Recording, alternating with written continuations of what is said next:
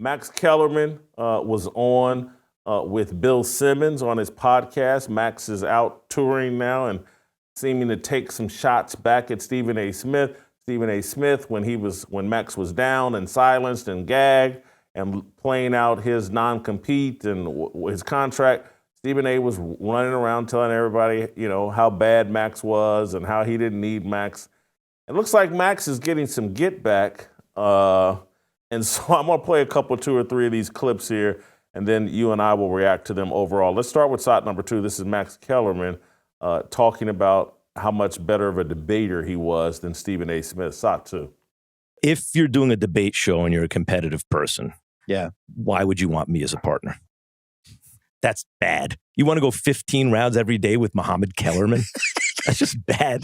It's embarrassing, So you think that was part of it? He didn't want to put the time in? Or just wanted a different type of show? What's your take looking back 2 years later? I don't think it has to do with put the time in. It's a debate show.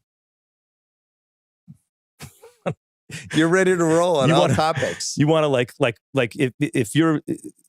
I have an idea. This is what I want to put on TV. I want to spar Bud Crawford every day for 15 rounds, and I want everyone to see it. Eventually, you're going to say, I don't want to do that anymore. And you bring in some other people in a rotating cast. Yeah.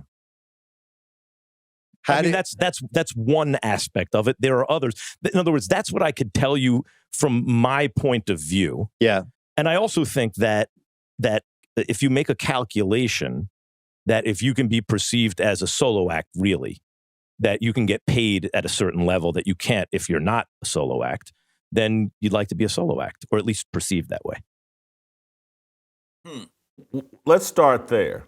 He's basically arguing, and Bill Simmons called him out on it, and Max backed away from it, probably didn't want to say it. But Bill Simmons is right because he knows enough about Stephen A. Smith that Stephen A. Smith doesn't want to put the work in. He wants to show up and just be a personality. And Max kind of went on and explained this later in the interview. I don't know if we had that full clip, but Bill Simmons is like, hey, Stephen A. was too lazy to debate with you on a consistent basis. And Stephen A. has this perception, I'm the hardest working man in sports media. And what that means is right before the cameras come on, I'll show up and talk and do my whole Stephen A. shtick with anybody. But in terms of preparation and things like that, that has never been Stephen A.'s forte, and it's why he was always outmatched trying to debate Max Kellerman. Your thoughts? I think the phrase that we're looking for as it relates to Stephen A. Smith's knowledge across the board, a mile wide, but only an inch deep. And I get it. I actually believe it's very difficult to be an expert in all things. And when Stephen A. made his ascension and when he had, I thought, more credibility as a voice, he was basically NBA.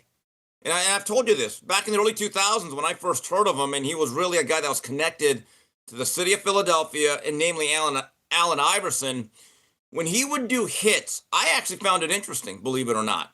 But when you start doing, football, then basketball, then he tried to do combat sports, and he was terrible at it. Okay, and then baseball, and you're wondering, how much baseball do you watch? I do think that there's a point of diminishing returns. But to Max's point, Max, don't flatter yourself. You're not the greatest. You're not Terrence Crawford. You even admitted yourself, you're bashing a tomato can every single day. So let's not crown yourself Sugar Ray Robinson here, okay?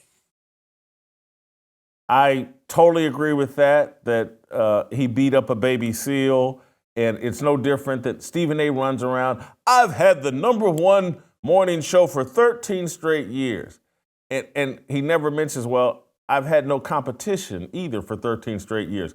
There was one startup network called FS1, and it's a startup network. And so it wasn't a real competition, but he never tells you who's number 2, 3, 4. He's acting like, he took on Oprah Winfrey and Bill O'Reilly and Tucker Carlson in their prime. But let's play shot 3.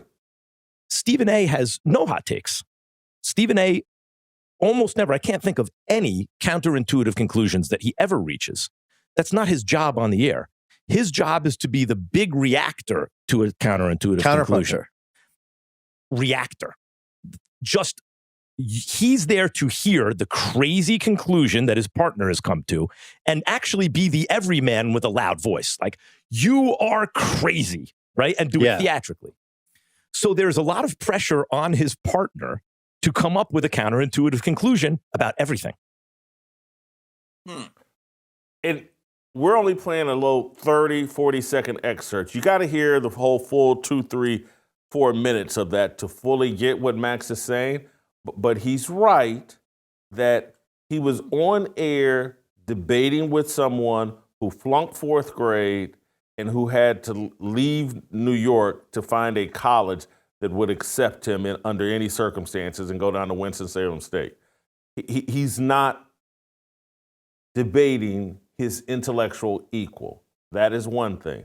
And then the point that you make is that Max got his rocks off, for lack of a better description, out-blacking Stephen A. Smith on his own show in a rigged environment where Jack Dorsey owned Twitter, and Twitter was very rigged towards every woke positioner, hey, the police are out mass killing white people, and, it's just rigged woke. And so he's in a rigged fight where if he just takes the black Twitter position, Stephen A. is going to look bad. And I don't blame Stephen A. Smith for being frustrated by that. There's nothing worse than some white guy who is determined to prove to the Twitterverse and everybody else how much blacker they are than you. Stephen A. didn't have the intellectual capacity or really the balls to put Max in his place. Because, trust me, I think far more conservatively in what is seen as sellout positions, far more than Stephen A. Smith. But trust me, I'd have no problem, none, just dicing up Max Kellerman like, hey, man, we ain't doing that. You ain't gonna come on here and pretend like you blacker than me. I'd have just called him out on it in real time and walked him through like all the liberals, white, Jewish people that do this. I mean, it would have just gotten real. Stephen A. can't do that. And so Max got to play the limousine liberal, and Stephen A. had no comeback, and Terrell Owens jumped on him and all this. And I just want to be crystal clear. I like Max. But you put Max in a ring with someone that flunked 4th grade and barely had to travel 2,000 miles to get invited into some poor college. This is what he's going to beat up and bully Stephen A. and put Stephen A. in a bad position. It was a bad combination on a number of levels. Max is a high-level intellectual. Stephen A. Smith is not. Max loves to play the extra black. Hey, me and the black guys, we smoke weed together. And Max is a former rapper as a kid. He's the Eminem of sports talk. And so anyway, go finish your points on that. I just wanted to play that clip. I just have a question. Who gives less hot takes than a liberal who just panders all the time to that side of the fence, who's a leftist? I mean, say what you want about Stephen A. Smith. At least he says some stuff that he eventually walks back because he doesn't have a lot of courage that goes against the grain. That is a hot take. Some of the people that he stood up for, some of the people that he's criticized. Now, again, he walks it back because he doesn't have the courage of his convictions and he feels the heat. I get that. But there's nobody that gives less hot takes than the liberal who all they do is pander, knowing that they're going to get support just because it's anti-establishment, anti-white, anti-conservative.